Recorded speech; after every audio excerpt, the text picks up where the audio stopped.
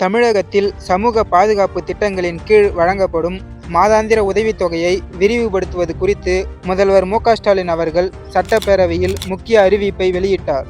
முதியோர், கைம்பெண்கள் மற்றும் மாற்றுத்திறனாளிகளின் வாழ்வாதாரத்தை உறுதி செய்யும் நோக்கில் எடுக்கப்பட்டுள்ள இந்த அதிரடி முடிவின்படி உங்களுடன் ஸ்டாலின் என்ற மக்கள் குறைதீர் முகாம்கள் வாயிலாக பெறப்பட்ட விண்ணப்பங்கள் பரிசீலிக்கப்பட்டுள்ளன.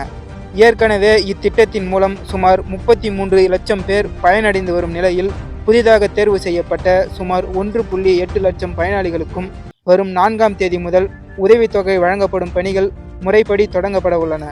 இந்த திட்ட விரிவாக்கத்தின் மூலம் விளிம்பு நிலை மக்களின் பொருளாதார சுமை பெருமளவு குறையும் என்று எதிர்பார்க்கப்படுகிறது. குறிப்பாக மாற்றுத்திறனாளிகளின் நலனை கருத்தில் கொண்டு அவர்களுக்கு மாதம் ரூபாய் 2000 வரை உதவித்தொகை வழங்கப்பட உள்ளது. அரசின் இந்த விரிவான நடவடிக்கைகள் தகுதியுள்ள பயனாளிகள் எவரும் விடுபடக்கூடாது என்ற நோக்கத்தை உறுதிப்படுத்துவதுடன் சமூகத்தின் பின்தங்கிய பிரிவினருக்கு ஒரு வலுவான பாதுகாப்பு அரணாக அமையும் என்பதில் ஐயமில்லை.